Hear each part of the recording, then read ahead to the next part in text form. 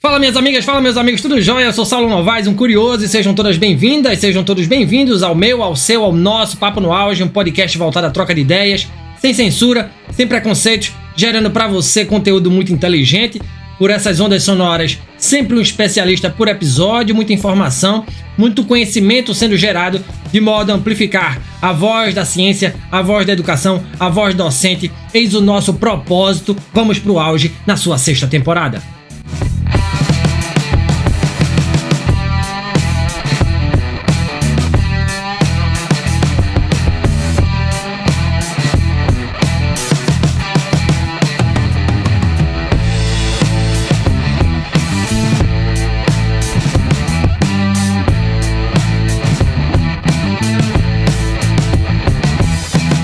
Os princípios biológicos aplicados ao treino de força, à musculação, são fundamentais para otimizar os resultados e garantir segurança durante a prática. Eles envolvem conceitos como adaptação, individualidade biológica, especificidade, sobrecarga e reversibilidade. Esses princípios explicam como o corpo responde aos estímulos do treinamento e como se deve planejar a progressão. A compreensão desses fatores é essencial para montar programas eficazes e sustentáveis de treino. Assim, a musculação se torna uma ferramenta eficiente para o ganho de força, hipertrofia e saúde geral. E para aprofundar esse conteúdo, esse assunto, eu convido a este Papo no Auge um grande professor, o professor Dr. Valmor Tricoli, docente na USP. O professor Valmor possui graduação em Educação Física pela Escola de Educação Física e Esporte da Universidade de São Paulo, a USP, mestrado em Educação Física pela Universidade de São Paulo, doutorado em Exercise Science and Wellness pela Brigham Young University dos Estados Unidos e pós-doutorado pela School of Exercise, Biomedical and Health Sciences, Edith Cowan University, na Austrália. Um baita currículo, professor. É professor titular junto ao Departamento de Esporte da USP, tem experiência na área da educação física, com ênfase em treinamento esportivo, atuando principalmente nos seguintes temas: treinamento de força, treinamento físico, capacidades motoras e musculação. Professor Valmor, obrigado, muito feliz. Estamos aqui no imprensado de feriado, falando sobre ciência, isso é maravilhoso, sobre educação. E que bom ter um professor com seu currículo aqui no nosso podcast, satisfação imensa. Como primeiras questões, perguntas de praxe que eu faço a todos os nossos convidados e convidadas. Por que o senhor se tornou professor? Por que escolheu a pesquisa como campo profissional? O que é que lhe levou à educação física e a pesquisa sobre treino de força, professor? Obrigado mais uma vez e bem-vindo, tá? Bom, obrigado, Saulo, pelo convite. É um prazer, uma satisfação estar aqui no Papo no Auge. A gente tem uma perguntona, né, com um monte de subperguntas aí. Acho que é mais ou menos a resposta de todo mundo que milita na área, né? O que me trouxe, num primeiro momento, para a área foi o passado esportivo, né? Eu, aqui no interior, fui jogador de basquetebol. O basquete sempre me atraiu demais, né? E quando eu entrei para a área, eu imaginei que eu ia ser técnico de basquetebol. Na época, o curso de 4 anos na Escola de Educação Física e Esporte, eu digo 4 porque no terceiro ano eu descobri que não era basquetebol, né? Que o que realmente me encantava era treinamento físico esportivo. Até porque depois, na prática profissional, eu descobri que eu era melhor treinador do que técnico, né? Que para mim são coisas diferentes. Eu trabalhava muito bem com capacidades motoras, mas que eu não trabalhava tão bem como um administrador de equipe esportiva. Os conceitos que eu tinha sobre o que é treinamento, o que é ser técnico, não encaixavam direito na minha prática profissional. Então, eu fui para o treinamento físico e dentro do treinamento físico eu gostei, fiquei encantado pelo treinamento, na verdade, pelo treinamento de potência, que me intrigava na época. Nós estamos falando aí de 40 anos atrás, tá certo? Por que as pessoas saltavam tão alto no basquetebol? Era isso que me intrigava. Então eu acabei indo para o treinamento de força, e óbvio que a pesquisa científica foi consequência pelas minhas curiosidades do porquê que as coisas aconteciam de uma determinada maneira na prática, como que a gente podia organizar o treino para isso mudar. Muito legal, professor. Fazendo um breve parênteses aqui, o meu primeiro vestibular, ali nos idos dos 18 anos, foi para educação física. Né? Eu adorava futebol, como todo garoto da minha época, adorava futebol e queria ser jogador de futebol. Depois eu vi que eu não tinha muito talento para encampar uma carreira, e aí eu decidi fazer educação física porque eu queria ser técnico de futebol. E a sua fala agora foi muito assim, me gerou uma curiosidade nessa diferença entre ser o treinador e ser o técnico. Interessante isso, gostei dessa relação. Veja, indo adiante aqui, professor, quando a gente fala de princípios, que é o tema do nosso episódio, né? Princípios biológicos aplicados ao treino de força.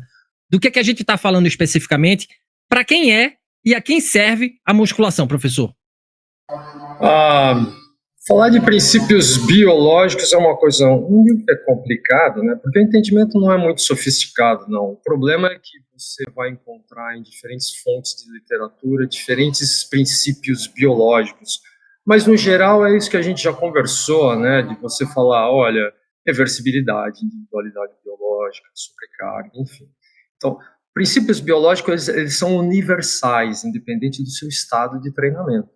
Não interessa se você é um atleta de alto desempenho ou um praticante de atividade física ou de musculação. Então, princípios biológicos, são universais, como eu disse, para todo mundo, e também são universais para todas as capacidades motoras. Não interessa do que a gente está falando. Se a gente está falando de treinamento de força, ou se a gente está falando... aliás, é isso, né? O meu discurso é meio viciado, né? Eu uso toda hora o termo treinamento de força, ao contrário do popular musculação. E eu não tenho nada contra a musculação, tá bom? Eu costumo brincar com os meus alunos que musculação é um termo que foi cunhado no Brasil, a gente não sabe por que direito, mas ele também funciona, né? Todo mundo entende musculação, pouca gente entende treinamento de força. Eu brinco que não existe em nível internacional musculation, mas musculação claramente existe em português, tá bom?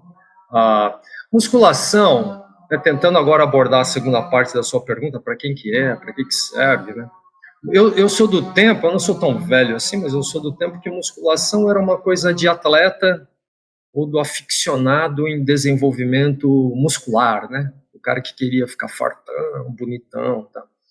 Ainda bem, né, que depois de alguns bons anos, isso mudou de cara, né? Hoje musculação é para quem está preocupado com a saúde, é algo importante para a saúde dos idosos, enfim, para a saúde em geral, né? Então, cuidar da saúde da sua musculatura é fundamental, tanto para a manutenção da quantidade de massa muscular que você tem, assim como para a melhoria das condições de saúde. Então, musculação é para todo mundo. Eu acho que existe ainda um certo preconceito porque as pessoas associam treinamento de força com fisiculturismo.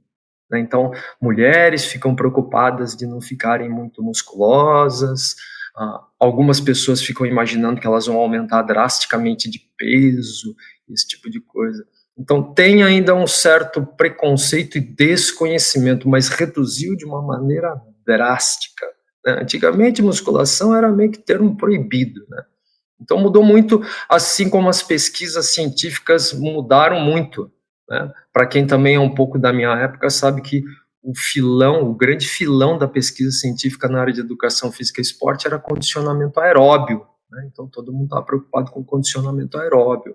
Depois de alguns anos, o treinamento de força foi também ocupando uma posição de destaque, e hoje ele está ali junto com o treinamento aeróbio e outros tipos de investigação científica na nossa área, quando eu digo nossa área, educação física e esporte, né? Com grande relevância. A gente gostando ou não, e aqui eu não estou falando de maneira nenhuma com qualquer tipo de preconceito ou má vontade, o fato da classe médica ter abraçado também o treinamento de força mudou o panorama, né, da aceitação pela comunidade, mudou o panorama de aceitação pela população e, em particular, pela população um pouquinho mais velha, né? Eu tenho, né, minha mãe pratica treinamento de força, então mudou, né? Porque antes era o professor de educação física falando, que era bom. Agora é o professor de educação física, o médico dela falando. Agora melhorou, né? Porque se o médico falou, as coisas melhoraram um pouco, a gente gostando ou não. Massa, massa. No programa anterior a esse, eu conversei, a gente está tentando fazer uma trinca de episódios sobre esse assunto. No episódio passado, no 215, eu conversei com o professor José Maria Santarém, não sei se o senhor conhece, ele médico, conversei com ele, do Biodelta. Ele falou uma coisa super interessante que eu achei sensacional. Ele disse, eu o citei como atleta, ex-atleta. Ele disse, eu não sou ex-atleta, porque eu não tinha genética para tanto. Eu não tinha genética para tanto. Por isso eu fui ser dirigente. Eu achei sensacional aquilo ali, professor. Né? E acho que tem um pouco a ver com a nossa conversa de hoje sobre a questão da individualidade do corpo, tá? A musculação, o senhor falou que a musculação está em alta, sendo aí primeiramente receitada nos consultórios médicos em detrimento de remédios. O cara vai no médico, no clínico, faça musculação, depois você toma remédio, né? Mas a gente sabe que cada corpo ele é único e que recebe estímulos de forma muito particular. Sabendo disso, professor Valmor, como o princípio da individualidade biológica ele pode ser respeitado em programas de treinamento de força em larga escala, como em academias comerciais, onde o treinamento, o atendimento, ele é padronizado? Eu vou começar primeiro com uma colocação nada científica. O que eu quero dizer com isso? Veja, isso é válido para qualquer capacidade motora também, certo? Primeiro, ciência trabalha em termos médios. Então, quando a gente fala, o treino muda isso, o treino faz aquilo, prescreve-se o treino desta maneira porque acontece esse resultado, tá? Termos médios. Mas individualidade biológica, óbvio, presente em qualquer coisa na nossa vida. Você aprende matemática, química, física de maneira diferenciada, história e assim por sociologia. Tá bom? Então, quando a gente não consegue explicar muito bem as coisas, a gente meio que se esconde atrás da individualidade biológica. Não, geneticamente, não. Eu sou muito amigo do Santarém, né? O Santarém fala, eu não tinha genética para coisa, tá? O que é verdadeiro, tá certo? Isso não é nenhuma mentira. Para ser um atleta, eu preciso, dentre N coisas, ser diferente. Aliás, se eu não fosse diferente, eu não era. Todo mundo era atleta olímpico ou ninguém era atleta olímpico. Então, isso faz a diferença. Claro que faz a diferença, tá certo? Mas como ciência trabalha em termos médios, quando se faz pesquisa científica, eu falo assim, olha, na média, se eu treinar assim, organizar o treino dessa maneira, provavelmente dá esse resultado. O número de variáveis para a organização do treinamento de força é imenso. Tem um monte de variáveis, tá certo? Aliás, hoje, a grande investigação no treinamento de força passa por variáveis. Eu, por exemplo, adoro pensar em variáveis e como melhorar o treino manipulando as variáveis. Mas tem um grupo de pesquisadores hoje, inclusive excelentes pesquisadores brasileiros, que eles começaram, vai diretamente à sua pergunta, eles começaram a questionar a grande valorização da manipulação das variáveis. O que eles querem dizer com isso? Que eu posso manipulá-las, mas que cada um de nós responde de uma maneira distinta. Então, no final do dia, o que é relevante? É a manipulação das variáveis ou sou eu, o indivíduo?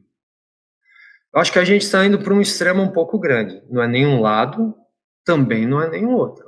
Porque senão eu me escondo atrás de uma coisa ou de outra. Quando, na verdade, há interação entre as duas coisas. O que eu, profissional, pesquisador, tenho que entender é que, tá bom, a ciência me fala que eu tenho que manipular as variáveis desta maneira, na média, mas que você, Saulo, pode não responder essa manipulação. E se eu tiver conhecimento científico suficiente, eu percebo isso e eu posso alterar a manipulação das variáveis.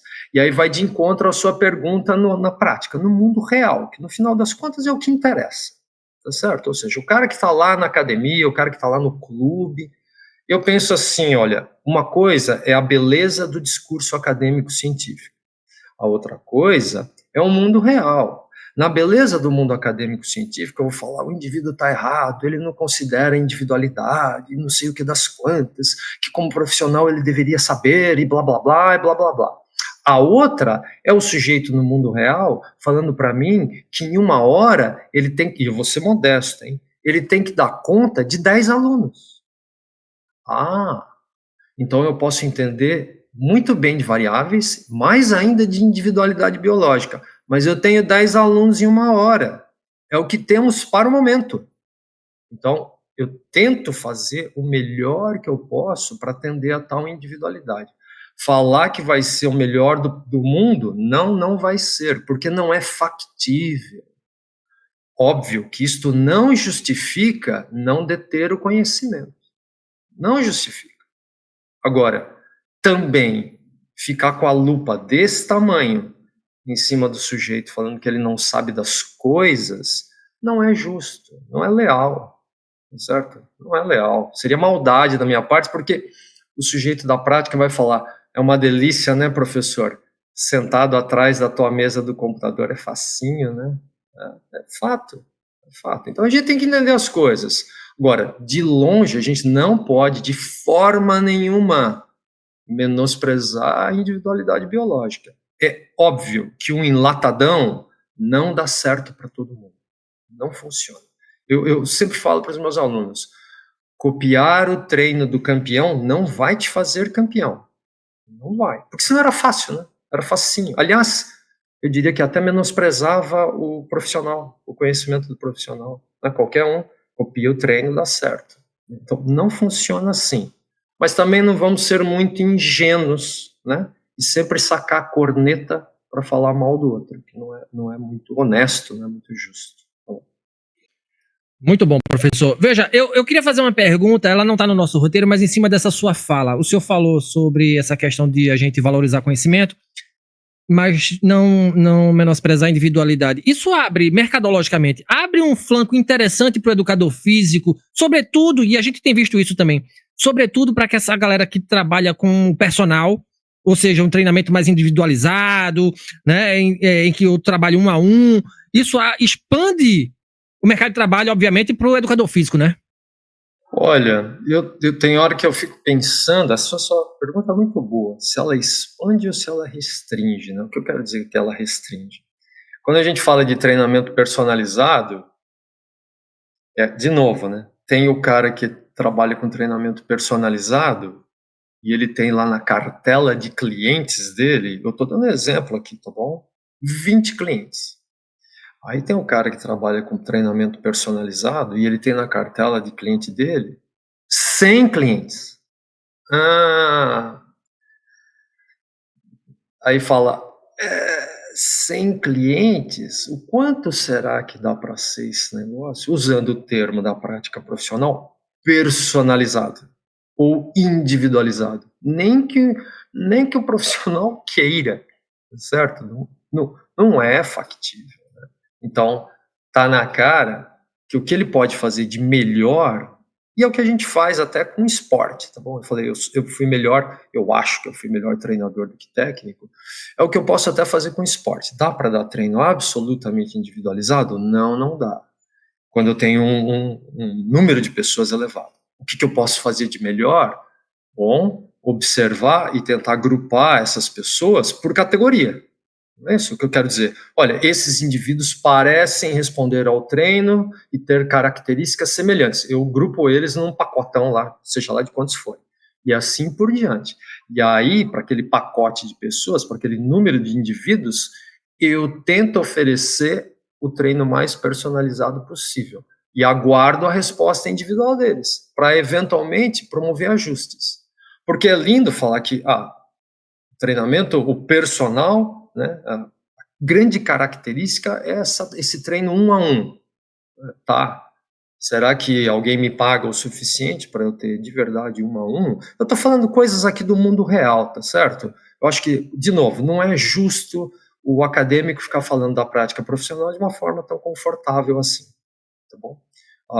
Não é tão real. Então, o indivíduo, veja, né, por causa disso, que ele vai desprezar o conhecimento. Mas existem ajustes que devem ser feitos. Quando eu trabalhava como preparador físico, no mínimo tinham 15 por treino trabalhando comigo, tá certo? Falar que eu vou dar 15 treinos diferentes não é verdade. Não é verdade. Eu vou grupá-los, não interessa em quantos grupos, eu vou grupá-los e tentar oferecer o melhor treino individualizado para cada grupo de indivíduos e ver como eles respondem e, eventualmente, como eu disse, promover ajustes para individualizar o máximo que eu posso. Este é o mundo real. Tá certo? Agora, eu tenho que concordar com você, né? O personal vai lá, pega 30 alunos, e aí ele organiza uma planilha qualquer, seja lá em qual for aplicativo, seja lá o que ele tem, e aí ele só fica clicando Enter, e todo dia ele manda a mesma planilha para todo mundo. Bom, agora também nós estamos exagerando, né? Agora eu estou mandando um enlatadão para todo mundo, desconsiderando qualquer coisa, ainda mais individualidade biológica. Muito show, obrigado, professor. Veja, eu agora bateu uma curiosidade assim. O senhor, enquanto preparador físico, o senhor dava uma puxada na galera ou o senhor era mais brando? Como é que era aí? Olha, talvez foi bom que eu virei acadêmico.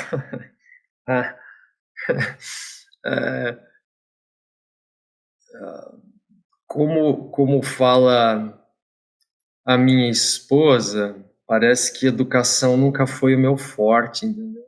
Para aplicar treino. Eu penso assim, olha, em esporte, tá bom? E eu não fui atrás de você, né? Não é isso? Você foi atrás de mim. Quando eu digo atrás de mim, você procurou uma modalidade esportiva. Você quis praticar aquilo. Praticar esporte pressupõe uma certa dedicação e sacrifícios. Aliás, porque você é diferente. Você é diferente, certo? E como tal, eu tenho que te tratar diferente em todos os níveis, inclusive na oferta do treinamento físico. Porque se eu te tratar como eu trato a maioria, a média da população, você passou a ser média da população. Você não é mais atleta, correto? Eu uso o mesmo princípio com estudantes de pós-graduação, mestrado e doutorado. Eu falo para eles, olha, você veio fazer pós-graduação porque você quis. Graduação você ainda faz porque você quer agradar a sua família, né? Se você for preso, você tem cela separada, tá? Então você fala assim, eu fiz graduação. Pós-graduação, mestrado, doutorado, você fez porque você está fazendo porque você quer. Então eu vou te apertar, eu vou te espremer, porque você pode corresponder a isso. Para mim era o mesmo raciocínio quando eu dava treino. Eu vou te apertar, eu vou te espremer, porque eu espero que você responda. Ou então, você é um sujeito comum. Simples. É simples. Para mim, é um raciocínio bem simples. Talvez um pouco cruel demais, mas, na minha opinião, é como o sistema funciona. Né? Você está querendo sair da média. Né? Pressupõe-se um certo sacrifício em qualquer área. Qualquer área, não interessa o que é. Então, se você é atleta e tá ouvindo aqui o Papo no Auge, já sabe, nunca mais reclame do seu treinamento físico. Nunca mais reclame. Eu só fico pensando em jogador de futebol que não gosta de treinar. Né? Outro dia eu tava ouvindo uma fala do Ronaldo Fenômeno e do Romário dizendo que não gostavam de treinar. E eu digo, cara, como é que pode? E mesmo assim, os caras eram o que eram, né? Mesmo assim. E dizendo que treinavam errado. Era uma bagaceira. Mas individualidade biológica tá aí, ó. Certo? Pois é. Veja, a gente não pode confundir desempenho físico com desempenho esportivo. São coisas distintas. Eu posso ter desempenho físico mediano e ter desempenho esportivo absurdo. É isso que você acabou de falar desses exemplos. Tá bom, tem modalidade esportiva que anda mãos dadas, assim, individuais. Eu não vou imaginar que um maratonista não tenha bom desempenho físico para ter excelente desempenho esportivo. Porém, em modalidades esportivas de caráter coletivo, eu posso ter desempenho físico mediano e ser um fenômeno esportivo. A modalidade esportiva permite isso. É isso que eu tenho que entender também como treinador. Né? Eu tenho que entender isso. Muito massa, professor. Obrigado. Obrigado pelas respostas. Voltando ao nosso roteiro, vamos falar sobre sobrecarga, né, progressiva, aumento de peso no real, né? Ela é sempre segura, esse aumento de sobrecarga, né? Ele é seguro. Como balancear o estímulo eficaz com a prevenção de lesões, especialmente em populações com pouca consciência corporal? Quando eu devo aumentar ou diminuir o peso das minhas séries, considerando aí o envelhecimento, de que forma a sobrecarga de peso deve ser ajustada em populações idosas para garantir tanto a efetividade quanto longevidade funcional, professor? Eu vou começar abordando pelo final, né? Então tem um monte, aliás, melhorou também bastante isso, né? Pesquisa científica hoje, no mundo, no Brasil, já se investiga bastante com o chamado idoso frágil, né? O idoso mais, né, a categoria do que é ser idoso, né? Então tem pesquisa científica com indivíduos mais velhos. Por que eu estou falando isso? Eu ainda me lembro, e não é de muitos anos atrás, não, quando numa das minhas palestras, um indivíduo ali do público falou para mim: olha, professor, o senhor está falando aí da importância de treinamento de força, manipulação das variáveis para idosos, tá? Mas esse idoso que está aí, quando ele diz aí, né, no slide, na apresentação, nas pesquisas científicas, esse idoso não existe. Aí eu falei: esse idoso não existe? Ele falou: o senhor já reparou que em pesquisa científica com idoso, em treinamento de força, é sempre assim, ó, o idoso, para se classificar para pesquisa, não tinha isso, não tinha hipertensão, não tinha isso, não toma medicamento, né? Ele falou: é o idoso perfeito, o cara que não tem problema nenhum. Né? Esse cara não existe. Vocês conseguem selecionar ele para pesquisa científica. Então, de 100, vocês tiram 10, porque ele tem todas essas características perfeitas. Eu não, ele falou, eu trabalho na prática o cara que chega com dor, o cara que chega que o joelho não mexe direito, o cara que toma medicamento para diabetes, para hipertensão, para isso, esse cara daí da pesquisa aí não existe. Tá bom, hoje mudou, hoje o idoso da pesquisa existe. Mudou um pouco. Mas acho que você tem um ponto. E aí eu volto para o início da questão, então, né, a história do princípio da sobrecarga, que é o princípio fundamental, né, ou seja, se eu não ofereço ao meu organismo algo um pouco diferente do que ele está acostumado, eu não vou ter grandes evoluções. O problema é que muitas vezes as pessoas se esquecem que sobrecarga não é só aumentar quantidade, até porque, né, Saulo, vamos pensar, se fosse assim, o sujeito que treina, vamos dar um exemplo fraco aqui, hein? Tá bom? 5 anos de musculação. Hoje ele ia estar levantando no supino uns 250 quilos, 300, né? Porque sobrecarga eu tenho que aumentar continuamente. O que não é verdade. Tá bom? O cara que treina 10 anos já está fazendo agachamento com 1.000 quilos. E não é verdade. O cara não virou guindaste. Tá bom? Então não é verdade.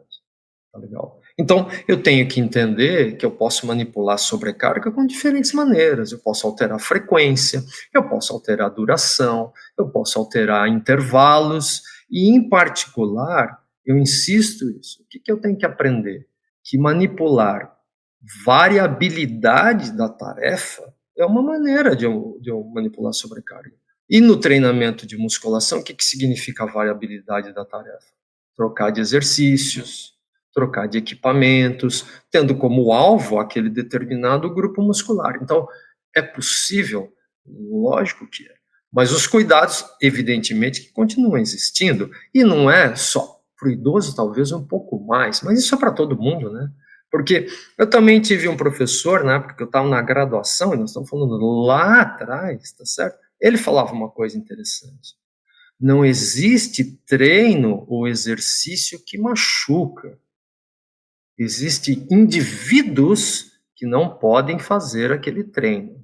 Existe padrão de treinamento potencialmente mais arriscado. Não é que vai machucar. Não faz isso porque machuca todo mundo. Não, talvez machuque você, talvez machuque o seu vizinho, mas não me machuque, e vice-versa. Então a gente tem que tomar cuidado com isso. Mas é evidente que com idosos tem N fatores a serem respeitados, né? O cara pode ser hipertenso, isso. Se hipertenso, ele pode ter um histórico de artrose, artrite, enfim, eu tenho que tomar cuidado com essas coisas. Mas eu também, mais uma vez, não posso me esconder atrás disso, que tudo machuca, tudo não machuca, ou isso é proibido, né? Tem pessoas proibidas de fazer tal tarefa, não que aquilo é proibido para todo mundo. Professor, veja, eu vejo tanta coisa na academia, né? Eu faço musculação desde os 18 anos, eu tô com 44, né? Eu passei por N fases, vai e volta, odeio academia, volto. Hoje me delicio e tô lá fazendo, porque entendi que isso é o que vai prolongar um pouco mais a minha estadia aqui na Terra, né? Assim, manter meu corpo saudável na minha fase mais aguda de vida, mais velha, né? E eu fico vendo os meninos que estão entrando na academia por modismo ou por qualquer outro motivo. E a galera vai pegar peso, atola peso, né? Sobretudo os mais novinhos, né, que são ali, estão mais empolgados, atolam peso, eu não sei como eles conseguem levantar aquele negócio, e da forma correta, né, porque sai um negócio, assim, totalmente absurdo, bizarro, a movimentação do exercício. Então, eu acho que isso aí é fundamental que o senhor está falando, entender isso, tá, para que a gente não cometa erro, nem se machuque, né, nem se machuque, tá. Veja, é possível considerar que a reversibilidade do condicionamento, ou seja, a perda dos benefícios alcançados na musculação, é um argumento evolutivo a favor da constância no exercício físico, professor? Como é que isso se relaciona com o comportamento humano moderno? Isso é o que a gente estava falando agora um pouco, né? Como manter os treinos e uma dieta balanceada nessa agitação de vida que a gente leva, hein? Você colocou aqui o assunto de $1 milhão, né? Porque reversibilidade não há dúvida, aliás, há muito tempo, que ela existe para qualquer capacidade motora, assim como para a força, correto? Talvez, na verdade, né, Saulo, a grande pergunta que não há, já estou antecipando, que não há resposta, é como que isso se comporta na linha do tempo, que eu quero dizer. Você falou, olha, eu treino desde os 18, tá certo? E tenho 44. Então faz 26 anos que você faz musculação. Aí você vai falar assim para mim, professor, tem aqui o meu colega aqui, que na verdade ele está treinando musculação há 1 ano, eu estou treinando há 26. Se a gente decidir parar juntos, por algum motivo, porque cansou, encheu o saco, está doendo as costas, não sei, e a gente ficar parado uns 6 meses, como é que vai afetar ele e eu? Se eu tentar te responder isso, né, Saulo, eu sou um picareta. Né, que eu vou falar assim, não, vai ser igual ou vai ser diferente, porque a gente tem dificuldade em pesquisa científica de tentar mostrar velocidade e magnitude de reversibilidade ou perda das suas adaptações. Aparentemente, veja, existe uma proporcionalidade entre tempo de ganho e tempo para perda. Mas por que eu estou falando aparentemente? Porque é relativamente fácil, é um termo ruim. Não é muito difícil de mostrar isso em pesquisa científica de curta duração. Mas pesquisa científica, quando testa isso, testa literalmente de curta duração. A gente treina 3 meses e oferece 3 meses de destreino. E aí vê o que aconteceu. Certo? Ou então a gente treina 8 semanas, 2 meses, e oferece um mês de destreino. E vê o que aconteceu. E aí fala, tá vendo? Para de treinar, acontece isso.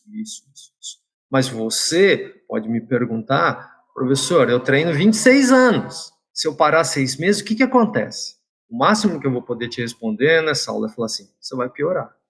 Mas não é essa a pergunta que você quer. Essa resposta que você quer. A resposta que você quer é o quanto eu vou piorar. Dá para descansar 6 meses de treino porque eu estou de saco cheio? Essa é a tua pergunta relevante. E aí eu vou falar, Saulo, eu só sei que você vai piorar. Eu não sei te responder quanto você vai piorar. Que é de verdade o que importa, tá bom? Em curto prazo tem uma grande proporcionalidade, tá certo? Então, parar de treinar nunca é uma coisa boa. Assim como também, eu não posso imaginar que porque eu treinei 26 anos, agora eu posso treinar, tirar 1 ano de folga. Imagina que é estilo poupança, entendeu? Eu pus um monte de dinheiro no banco, agora eu vou gastando devagarzinho. Não funciona. Parou de treinar, não dá certo. Você vai perder as suas adaptações, não tem jeito. A melhor das notícias é que, como você era previamente treinado, o chamado retreinamento é mais veloz. Essa é a melhor das notícias. Agora, reversibilidade vai pegar você, vai pegar o indivíduo atleta, vai pegar todo mundo. Não tem jeito. Veja, a minha próxima pergunta, meio que eu dei uma antecipada no início, falando sobre genética, o senhor já respondeu, e eu vou aproveitar para ir além. Eu queria entender, professor, qual é o impacto biológico dos anabolizantes no corpo de um atleta. Porque esse tema, vira e mexe, volta à tona. As pessoas usam esse tipo de subterfúgio para potencializar força, né? E isso muitas vezes quando não vem com educação corporal, educação física, né? Isso causa, assim, uma desgraça imensa no corpo das pessoas. E eu queria entender qual é o impacto biológico do anabolizante no corpo, seja de um atleta profissional, seja de um iniciante, por exemplo. Bom, antes de tentar opinar aqui, quero deixar claro, né, que eu tenho colegas na Escola de Educação Física e Esporte da USP que se dedicam a isso, né? Então, eles estudam isso, então eles seriam muito mais apropriados a responder em detalhe essa pergunta do que eu, tá certo? Mas, em linhas gerais, é o seguinte, né? Primeiro, seria errôneo falar que utilizar esteroides anabolizantes com um propósito em particular de ganhar massa muscular não funciona. Então, isso seria errôneo de falar. Óbvio que qual que é o problema? Você vai me dizer que tomar determinado remédio para dor de cabeça não funciona? Não, não é verdade. Tira a sua dor de cabeça. Só que se você tomá-lo não só em quantidades suprafisiológicas, quando você, inclusive, não tem dor de cabeça, não vai te fazer bem, né, Saulo? Isso não precisa ser muito esperto para descobrir. Uma maneira bem rasa e bem simplista, a gente pode falar que é com um esteroide anabolizante. Certo? Então, para funcionar bem, normalmente o que os indivíduos fazem? Eles tomam de forma irregular, sem prescrição, de maneira suprafisiológica, ou seja, muito mais do que fisiologicamente o corpo precisa ou tolera. Vai dar resultado? Eventualmente vai. Vai te fazer bem? Claramente não. Óbvio que não. Certo? Óbvio que vai te fazer mal. Aliás, já perdeu a graça, né, Saulo? Se você entrar hoje na internet, no Google, você vai encontrar uma lista monstruosa lá de todos os efeitos colaterais mega negativos do uso exagerado de esteroides anabolizantes. Quer dizer, todo mundo sabe que não é bom. Aí você vai falar para mim, ainda assim o indivíduo usa. O cara também faz uso abusivo de álcool, sabendo que não é bom para o corpo. Então não é muito diferente, tá legal? Talvez seja muito diferente porque todo mundo fala, tá vendo, é para fins estéticos, o cara quer ficar gigante, o cara quer ficar grande, o cara quer ficar bonitão, então isso meio que ofende as pessoas, mas não é muito diferente do uso abusivo de qualquer outro tipo de substância, drogas, se você preferir o termo, não é muito diferente disso, tá bom? E eu entendo a grande preocupação, né, porque atrai demais os jovens em particular, né? Eu entendo a preocupação. Inclusive, levantamentos recentes mostram que cada vez indivíduos mais jovens estão usando esteroides anabolizantes, porque tem um apelo visual, né, muito grande, um apelo, o indivíduo quer ficar mais bonitão, mais fortão, tá? Tem um apelo muito grande. Do lado psicológico é compreensível, né? Sim, isso tem tudo a ver com a nossa próxima derradeira pergunta, professor. Eu fiz esse gancho justamente por isso, né? Como é que a ciência do treinamento de força pode conciliar o conhecimento técnico, acadêmico, com práticas populares que muitas vezes contradizem os princípios biológicos, mas ainda assim mostram resultados, tá? Diante da atual popularização de treinos intensos e modismos nas redes sociais, dessa visualização de um corpo nas redes sociais, né? Como o conhecimento científico ele pode ser uma ferramenta de educação e não apenas de crítica ou correção? Qual deve ser a atitude do educador físico, levando em conta que cada corpo é específico e que não há, muitas vezes, tempo disponível a ser desprendido àqueles corpos específicos, porque o intuito é lotar a academia? Bom, se a outra pergunta era de $1 milhão, né? Essa deve ser de uns 10 milhões de dólares, né? Porque, de uma maneira também bem simplista, eu diria, como resolver isso? Divulgação de conhecimento científico. Então, programas como o seu, que tentem levar conhecimento científico de maneira mais simples, quando eu digo de maneira mais simples, eu não estou falando de maneira desrespeitosa, aqui, tá bom? Pejorativa. Uma coisa é você, nós estarmos entre os nossos pares conversando ciência. Outra coisa é eu estar conversando aqui com a minha família, certo? Sobre ciência. Tá legal? Veja, métodos ou estratégias ou sistemas de treinamento existem inúmeros. Se você tentar fazer um levantamento de quantos métodos de treinamento de força e ou musculação existem, você não consegue nem contá-los direito, certo? É mais de 50 assim, fácil, tá bom? Por que eu estou falando isso? Como é que isso funciona? Como que isso surge? É assim, ó. Você vai lá na tua academia e aí você, entre os seus amigos, fala assim, E se a gente levantar o peso desse jeito, fazendo um intervalo, olhando para o ladinho e entortando o dedo, será que vira alguma coisa? E aí eu falo, por que a gente não tenta? E aí a gente tenta, e aí entra a individualidade biológica, e você e seus amigos, ou pelo menos você e mais um, respondem bem a isso. Seja lá o que for isso, tá certo? Aí você responde bem e fala, acho que tem alguma coisa aí. Acho que a gente cria um puta método. E aí eu conto para o outro, que conta para o outro. Daqui a pouco, esse negócio virou um método de treinamento. E aí surgem inúmeros. Por vezes, eu falo, tem 50, 10, 12, 15, trabalham biologicamente com as mesmas variáveis. Só que, né, no popular, os caras gostam de acreditar que eles têm 15 métodos diferentes, quando, na verdade, ou não tem nenhum, ou tem um só. Certo? Então, começa por aí. Aí surge... E se ainda um destes métodos for criado ou adotado por um indivíduo com popularidade, esquece. Não tem ciência, não tem nada. Porque o cara fala... Que é mais ou menos como funciona esporte. Qual é o melhor critério para dizer que uma estratégia de treino em esporte funciona? Se eu ganhei ou se eu perdi. Se eu ganhei, funciona. Se eu perdi, não funciona. Independente da evidência científica que o suporta. Então, qual é a melhor maneira? Tentar popularizar mais conhecimento, divulgar numa linguagem mais acessível. Porque senão, para o indivíduo, para a população... Olha, um time que ganha não se mexe. O meu colega usa esse método e dá certo. Eu costumo dar um... É que você está me vendo só aqui na cabeça aqui, tá bom, Saulo? Eu trabalho com treinamento de força, eu tenho 1,87 m e eu peso 65 quilos. Não precisa ser muito esperto em continha para falar... Caceta, este cara é magro, hein? Certo? Não é? Mas aí alguém assiste uma palestra minha sobre treinamento de força, vai falar assim, sério mesmo que esse cara quer falar para mim como organizar treino? Não é? É mundo real esse negócio, Saulo, é mundo real. E é assim que funciona métodos de treino. O sujeito grandão, fortão lá da academia, inventou um método, e olha que é o tamanho dele. Deve ser bom.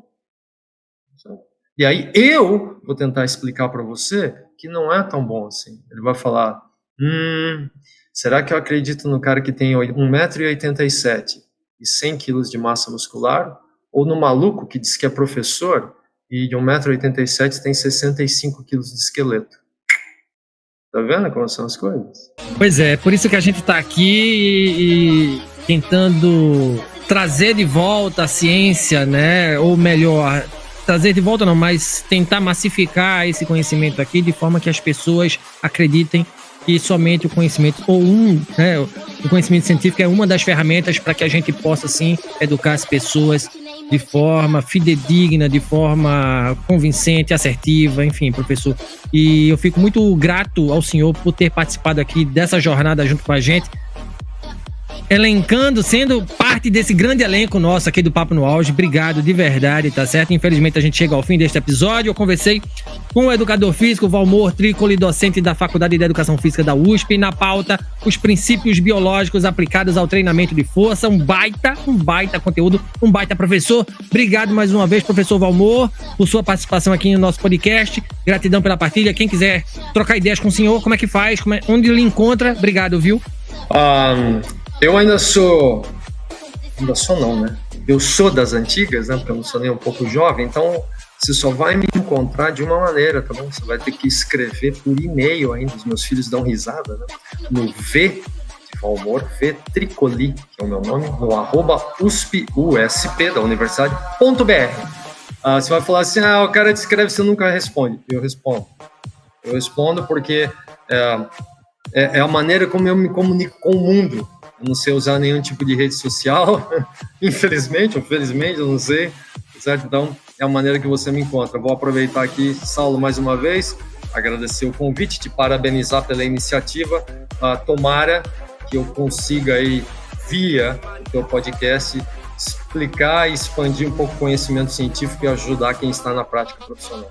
Obrigado. Vai sim, professor, certamente vai sim. A gente vai pulverizar, vai massificar esse conteúdo aqui para mais gente. Obrigado, para que a sua palavra chegue a mais pessoas. Obrigado, tá? Valeu demais. E se você gostou desse conteúdo, não esqueça de avaliar o podcast Papo no Auge nos principais agregadores de áudio. Nos siga nas mídias sociais, no Instagram, @Papo no Auge, no LinkedIn, Saulo Novaes. Compartilhe o nosso programa na sua rede de amigos. Estamos integralmente nos principais agregadores de podcast e também no YouTube. Quer ser um parceiro do Papo no Auge? Então se associe ao nosso programa por meio da plataforma Catarse de financiamento coletivo e também via Mercado Pago. Com planos de 5, 10, 30, 50 e 100 reais, você se torna um membro de nosso podcast e nos ajuda a conversar com mais professores mundo afora. Um grande abraço a todo mundo e bora pro auge.